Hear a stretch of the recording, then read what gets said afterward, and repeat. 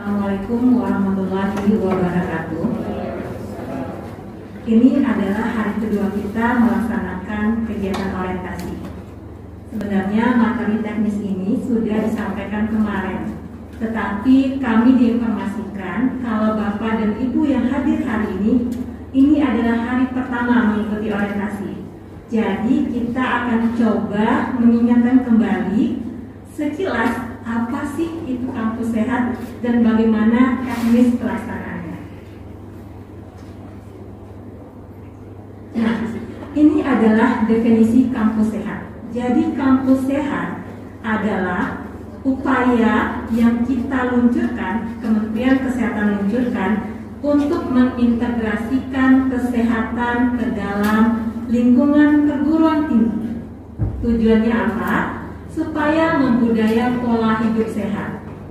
Kalau kita dengar kata membudaya, artinya pola-pola hidup sehat ini sudah melekat di kehidupan kita sehari-hari. Artinya kita melaksanakannya tidak ada beban lagi.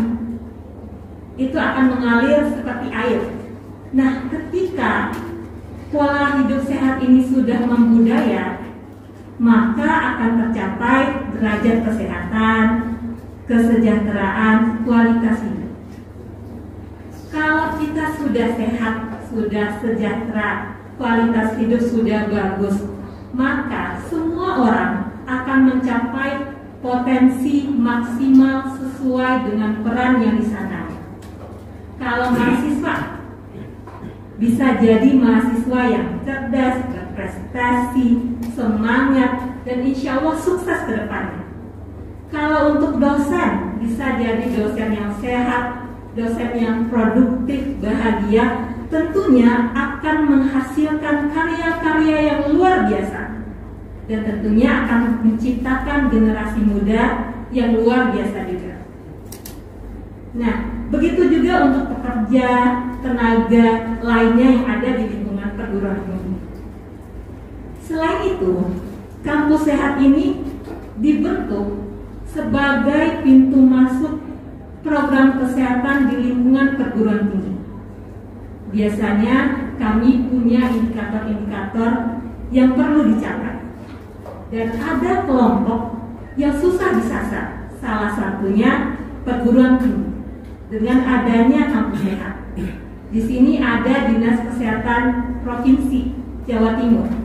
Boleh? Ada Ibu.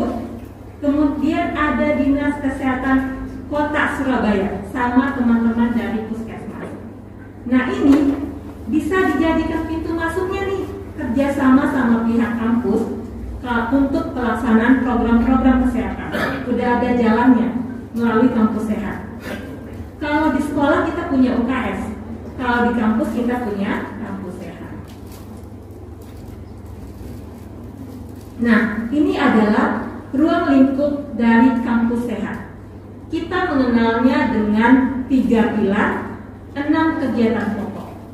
Untuk mencapai tujuan, terciptanya SDM yang sehat, produktif, dan unggul.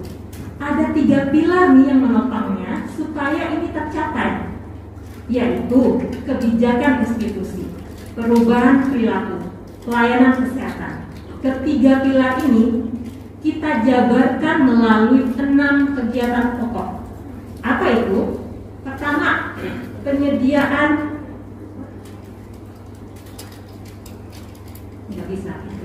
menyediakan lingkungan sehat, aman, dan lestari. Melaksanakan pencegahan dan pengendalian penyakit. Yang kita kendalikan apa? Penyakit tidak menular. Penyakit menular termasuk masalah kesehatan jiwa yang tadi telah dipaparkan Pak Bambang. Kemudian meningkatkan pemahaman terhadap PHBS, penerapan pola makan sehat dengan gizi seimbang, peningkatan aktivitas fisik, serta penerapan kawasan zero tolerance. Kita akan bahas satu persatu. Pertama, kebijakan institusi. Pas awal kita melaksanakan kegiatan orientasi ini, kami minta dihadirkan unsur manajemen dan unsur teknisnya perguruan tinggi. Kami membutuhkan unsur manajemen Kasubag, rektor, untuk mendukung kita dalam penerapan program kampus sehat ini. Karena kita butuh dukungan kebijakan. Tanpa kebijakan, kegiatan-kegiatan program ini tidak akan berjalan dengan mulus. Nah, komitmen dari dukungan kebijakan ini diwujudkan dalam bentuk apa? Yaitu adanya nanti aspek legal, diresmikannya kebijakan itu dalam aspek legal, dokumen legal, apakah dalam bentuk peraturan rektor, peraturan dekan, surat edaran kah, dan produk hukum lainnya. Kemudian komitmen ini juga diwujudkan melalui terbentuknya tim kampus sehat. Sebenarnya Unair sudah punya AHPC, sudah ada timnya. Sebenarnya Bapak dan Ibu yang ada di sini, kita harapkan juga ikut terlibat di dalam tim. Apakah nanti di dalam tim inti ataukah di dalam timnya fakultas? Atau Bapak dan Ibu serta teman-teman SOBI ya akan terlibat menjadi agent of change-nya, berperan aktif dalam kegiatan-kegiatan yang mendukung program kampus sehat. Kemudian ketika sudah ada tim, berarti udah ada nih penanggung jawabnya. Apa yang kita lakukan? Lakukan self assessment untuk mengetahui permasalahan kesehatan apa sih yang ada di Unair. Kemudian bisa disusun rencana kerja. Kalau sudah ada rencana kerja, kami mohon nih bantuan Bapak dan Ibu, Kasubag, bagi keuangan segala macamnya. Adakah alokasi anggaran untuk mendukung ini supaya teman-teman HPC ini dikuatkan? Gak hanya berdiri dari satu tim saja, tetapi semua orang, tidak hanya fakultas rukun kesehatan, tetapi juga fakultas-fakultas lainnya ikut terlibat, ambil bagian untuk mewujudkan SDM yang sehat. Kemudian integrasikan materi-materi kesehatan ke dalam kurikulum atau co-kurikulum. Supaya apa? Yang terinformasi dengan baik terhadap kesehatan tidak hanya fakultas rukun kesehatan, tetapi fakultas lain juga terinformasi. Atau kalau teman-teman BEM, teman-teman SOBI, bikinlah event-event atau kegiatan, apakah kuliah umum, apakah seminar, terkait topik-topik kesehatan yang menarik. Itu akan menambah pengetahuan teman-teman sebaya kalian terhadap kesehatan. Nah, ini yang kita harapkan berikutnya, perubahan perilaku. Perubahan perilaku tentu tidak mudah, tidak semudah membalik telapak tangan. Tetapi ada upaya kita untuk mencapai ini. Dengan apa? Dengan penambahan literasi kesehatan tadi. Kita harapkan ketika mereka tahu, mereka menjadi mau dan mampu untuk menerapkan pola hidup sehat di kehidupan sehari-hari. Kemudian kita terapkan zero tolerance. Kemudian kita budayakan hidup sehat, menu di kantin dibikin bervariasi. Kita bikin ada label kalorinya. Jadi kita tahu, oh kalau menu ini kalorinya segini nih. Jadi semua orang yang memanfaatkan kantin bisa menentukan pilihannya. Kalau mereka makan di menu ini berapa kalori, berarti dia butuh pengeluaran dengan melakukan aktivitas fisik seperti apa. Atau nantinya dia punya gambaran untuk memilih menu berikutnya untuk makan malamnya. Jadi yang masuk harus seimbang dengan yang keluar. Seperti itu. Kemudian terbentuknya agent of change. Nah ini nih tugasnya nih teman-teman BEM, teman-teman SOBI, bikin peer group, kalian akan menjadi agent of change-nya. Ayo berpartisipasi aktif dalam kegiatan-kegiatan kampus sehat. Tanya sama Ibu Widati, ada program apa sih yang bisa kita terlibat, ambil bagian di situ. Kalian akan berperan selain untuk diri kalian, tetapi juga untuk teman-teman kalian. Kemudian mewujudkan lingkungan sehat, aman, dan lestari.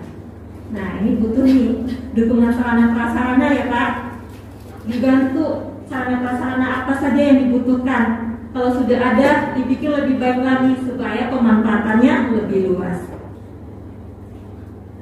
Kemudian pelayanan kesehatan. Pilar ketiga, kampus sehat. Selain upaya promosi, upaya pencegahan, kita berharap ada layanan kesehatan. Salah satunya apa? Dengan deteksi dini penyakit. Karena ada beberapa penyakit yang sebenarnya sangat-sangat bisa dicegah melalui kegiatan deteksi dini. Salah satunya PTM. Atau juga ada deteksi dini untuk TB, HIV, dan tadi masalah kesehatan jiwa. Ada screening awalnya. Jadi kita tahu kondisi kita. Kalau sudah tahu kondisi kita, maka kita tahu apa yang kita harus lakukan dan mendapatkan penanganan lebih lanjut sehingga tidak berlarut nih menjadi penyakit yang benar-benar apakah komplikasi atau benar menjadi penyakit. Di faktor resiko kita intervensi supaya kembali ke kondisi normal.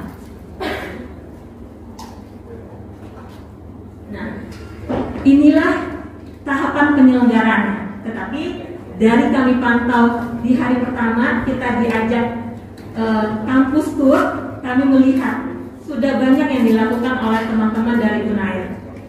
Ini adalah tahapan pengembangan kampus sehat. Ada persiapan, pelaksanaan, ada monet.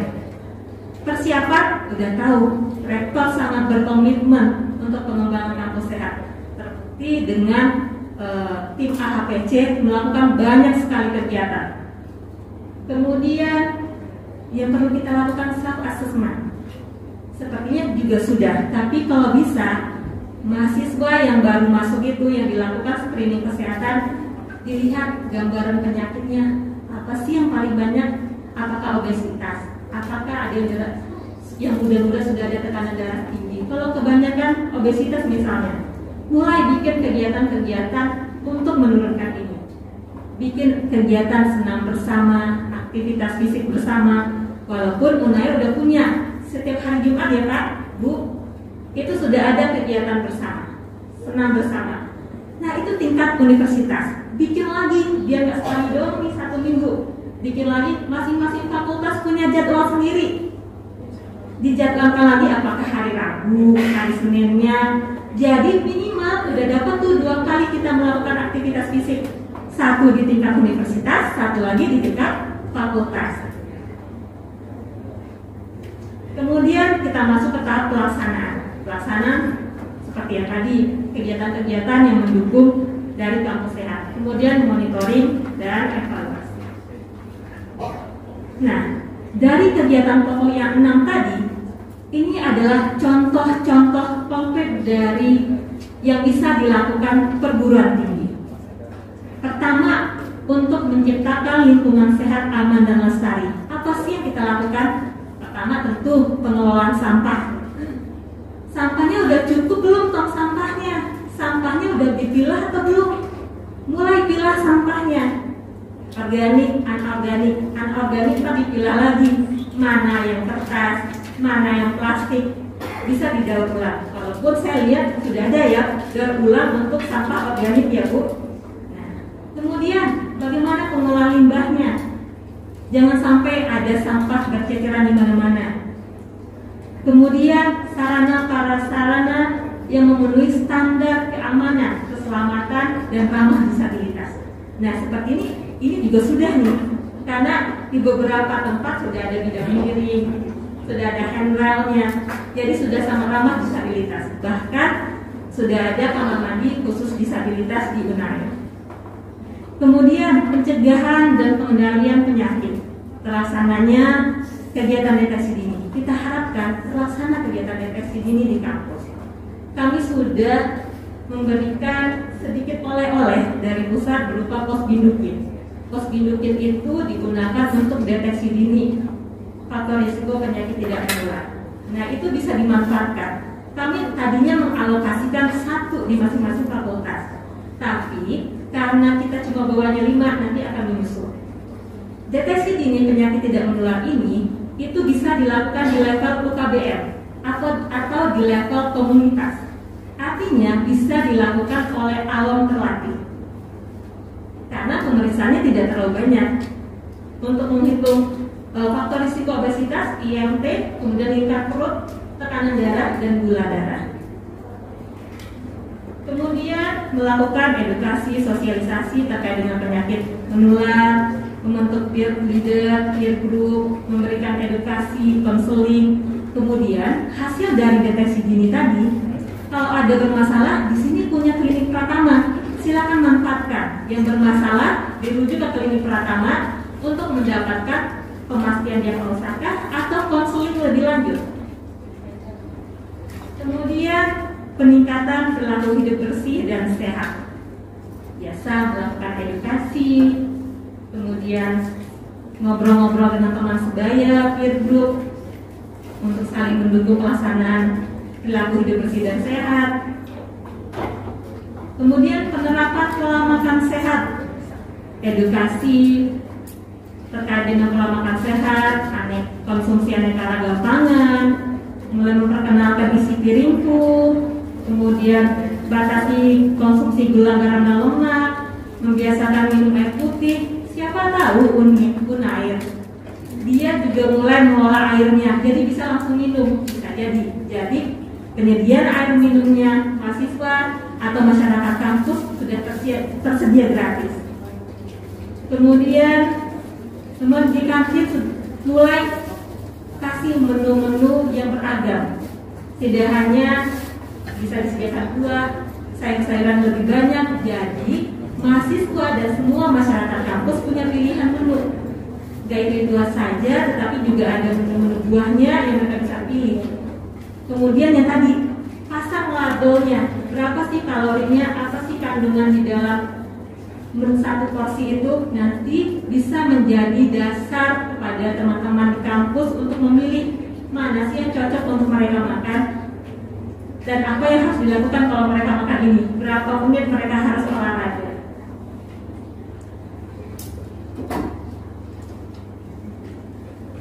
Nah, ini bekerja sama dengan Departemen Gizi memberikan informasi gizi pada menu di kantin. Kemudian peningkatan aktivitas fisik, melakukan edukasi. Kenapa sih penting melakukan aktivitas fisik? Berikan edukasi, pasang di mading, pasang di website, atau kalau ada radio bikin talk show dan sebagainya macamnya. Kemudian pelaksanaan pengukuran kebugaran. Nanti untuk materi aktivitas fisik ini satu lagi ada khusus materinya. Nanti akan diajarkan bagaimana menghitung kebugaran. Kemudian pentingnya memasang video peregangan di sela-sela jam pelajaran.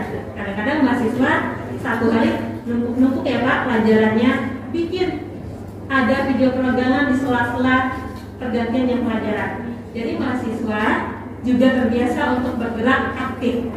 Selain mereka bisa memanfaatkan, sudah ada ya pedestrian, bisa jalan, sudah ada sarana olahraga, sudah ada banyak fasilitas lainnya, silahkan dimanfaatkan. Yang penting itu adalah membudayanya pola hidup aktif.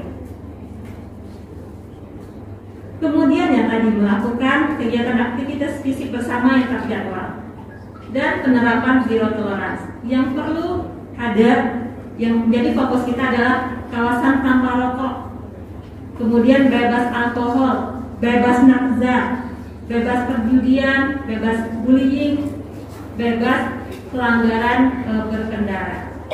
Nah, ini kita harapkan tidak hanya sekedar ada sign-nya, kita harapkan ada kebijakan resminya dari pihak perguruan tinggi. Jadi ada aturan yang mengaturnya sehingga bisa terlaksana dengan maksimal.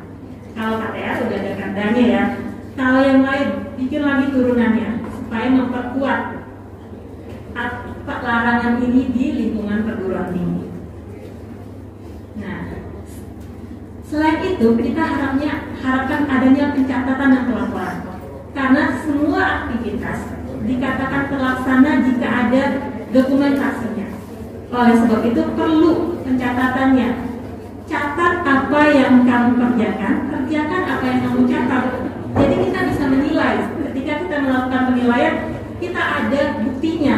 Kalau kita laksanakan tapi tidak ada dokumentasinya, tidak ada pencatatannya, maka dianggap tidak melaksanakan. Oleh sebab itu perlu dicatat, perlu didokumentasikan. Kemudian ada hal-hal dari bagian dari kampus sehat ini yang bisa dilaporkan, yang bisa mendukung indikator kami di Kementerian Kesehatan. Mungkin ibu-ibu dari puskesmas bisa bekerja sama melaksanakan deteksi dini di UNAID, kemudian datanya harus masuk, jadi mendongkrak untuk capaian kinerja kita. Sehat dimulai dari kita. Itu adalah gambaran kampus sehat dan apa yang kami harapkan terlaksana di perguruan ini. Mungkin demikian Bapak dan Ibu, dikembalikan kepada moderator.